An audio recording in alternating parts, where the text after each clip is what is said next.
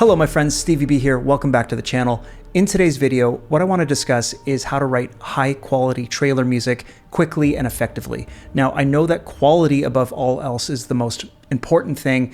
If you're new to this, take your sweet time, make sure your tracks sound awesome. The reason that I'm making this video is because these days, I just have to work fast. I've got a lot of tight deadlines, and I just don't have the luxury of taking weeks to write a single track. So what I'm gonna do right now is share 5 essential tips to help speed up your workflow. I'm gonna show you my process. I'm gonna show you how I get things done. Let's dive in. Okay, so before I start any trailer, the first thing I do is sketch out the blueprint of the track. This is probably one of the most important principles that I've adopted for streamlining my workflow and maintaining efficiency. Sketching out the entire track before diving into all the details is essential for 2 reasons. First of all, it's a way for me to map out the arrangement. So for example, if I pull up this piano sketch in this track that I'm working on, this is the first thing I did. And you can see that this trailer is broken down into 4 sections. We have our intro, build up, climactic section, and outro. Super simple, straightforward. But secondly, this piano sketch is also outlining the chord structure and the melodic ideas too. On its own, obviously doesn't sound very impressive.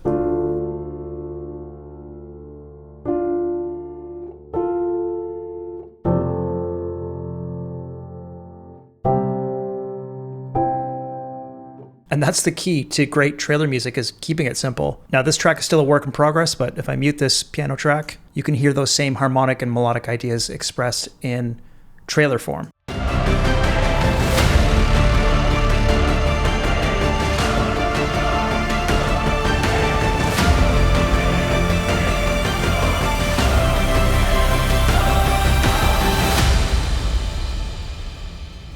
So obviously not every single part is mapped out, but what you heard from that piano is the fundamental blueprint of the track. I keep my sketches really simple. I usually just use one piano or synth instrument. The point is not to get bogged down with like sample selection too early in the process. Like, just get the bones of the track in place. So just mapping out the fundamental details with a single instrument ensures that the track has a clear direction from the start. So before you get into all the details of your trailer track, focus on the blueprint first. You'll be amazed at how much smoother the whole process is when you have a good foundation to build on. So I'm not going to dive into templates too much here. There's so much content on YouTube about setting up templates. They're a very subjective thing, but I really do think that they're essential for speeding up the workflow. The idea is simple. For me, it's really just a means of removing obstacles in the way of creative flow, such as loading up instruments that get used frequently, routing tracks, grouping them, coloring tracks, that kind of thing. So this is what my current trailer template looks like in Cubase. It's always evolving, and it's not big either. These folders, like I think the biggest one is the strings folder, and it's not like I'm loading every single articulation into the template. Some composers have like hundreds of tracks loaded up in their template, which is fine. If that works for you, that's totally fine, but I keep mine pretty lean. So these are all track folders with their corresponding group tracks. I have a session divider here. On the top, there's a ruler track for seconds, my stereo out track on top, and I also have an arranger track. And as you can see, there's already an arrangement here, although this isn't predefined necessarily. I just move these things around, or I could copy paste a section, change this up really quick if I wanted to. One thing that I've done quite recently is I've imported all of my most used hits. So these trailer hits are ones that I tend to reuse a lot. And if we take a closer look at these samples, you can see here that I've already set the event snap point in Cubase, which is really handy. It means I could drag the hit point of the sample onto the grid without thinking about it. So it's super fast for me to place samples in the right spots in the session. This saves me a ton of time. So I won't necessarily use all of these samples. And of course, I'll drag other samples into a trailer usually. But like I said, these are the ones that I just tend to use commonly. So it just makes sense to have them like preloaded in the session. Ultimately, you got to find what works best for you, but I really do think that having a basic template set up will save you a ton of time. When it comes to trailer music, the climactic section of the trailer needs to sound absolutely massive. And achieving that kind of impact is all about layering your sounds effectively. The thing is the actual music parts, like the chords, the melody, the percussion, all of these things on their own, they're actually quite simple. but it's the way that you layer these together that creates that big cinematic sound that you're aiming for. One of the most important things to understand is that layering should be used strategically throughout the arrangement. You don't want to go all in on the intro. One of the most common mistakes that I hear in some of the tracks that my students send me for feedback is that there's too much going on in like the intro and the build-up section. The intro especially can be and should be sparser and more open. The idea is that you want to leave room to build intensity as the track progresses. You might find yourself spending way too much time trying to dial in the intro. But if you're doing a lot of referencing and you're listening to a lot of trailers, you'll notice that the intros are often very stripped back. So looking at this trailer, for example, and again, this is still just something that I'm working on, but it's really simple. There's not much going on. There's a couple of hits, there's a bit of texture, and a bit of percussion.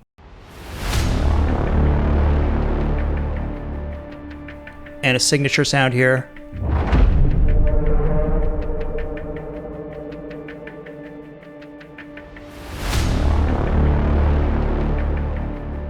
That's really it. There's not much.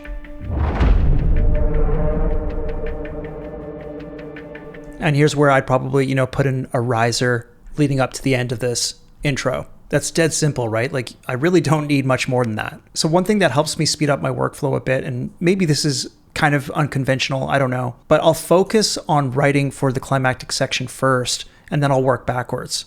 So you can see visually here, this is obviously where the track has the most density. And the build-up and the intro are basically like a drastic reduction of this density. And of course, you can introduce some different ideas in these sections as well. But yeah, it's an interesting way to approach writing, to kind of work backwards like that. The majority of work overall is for the climactic section. So it's really where I want to focus a lot of energy initially. Like once I have that right, then I feel pretty comfortable about figuring out what the intro and the build-up is going to sound like. The key is to create contrast between the intro and build-up and the climactic section of the track. If you've already stacked up too many layers in the first bit of your track, there's nowhere left to go, and your climax won't hit as hard as it should.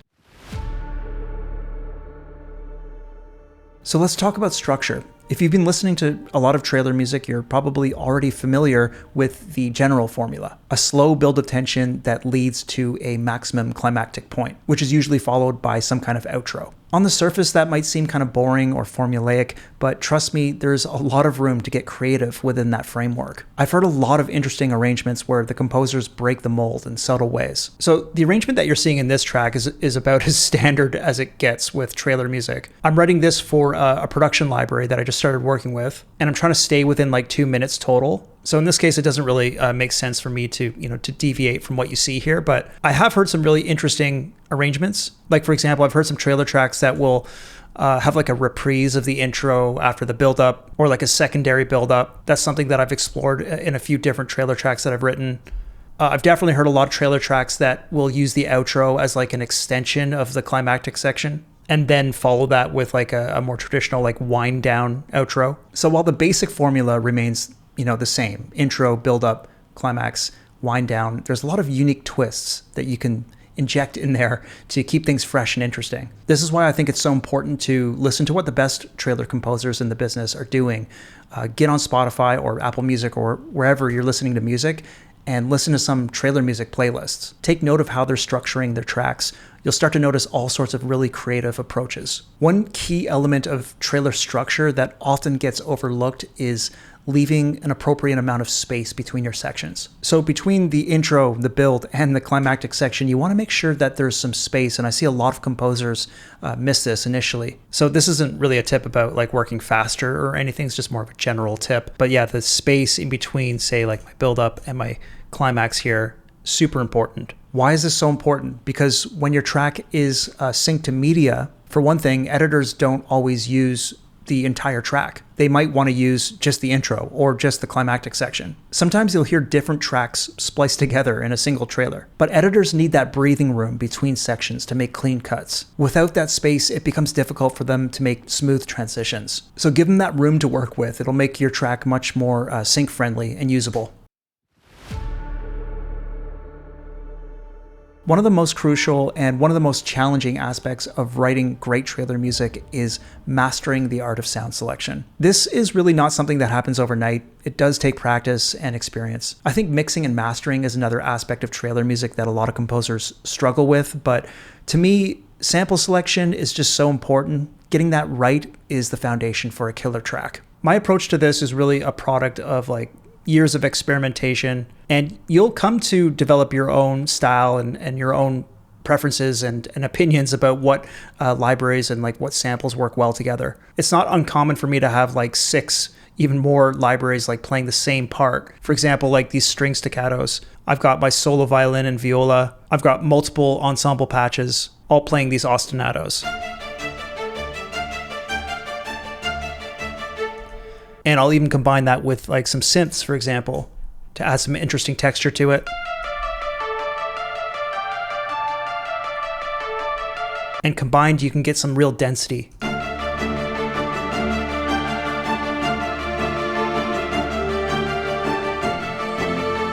Same thing goes for percussion, for brass. So I've got all my usual suspects loaded up here in this template for orchestral percussion.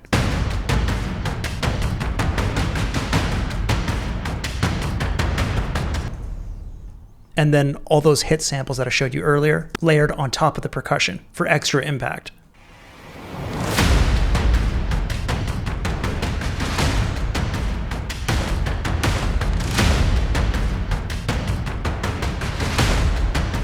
Obviously, there's some skill that goes into mixing all of these elements. And trailer music is challenging to mix because, there's a lot of density. I find that once you get the samples and the sounds kind of locked down, the track just kind of mixes itself. It's all about knowing your toolkit.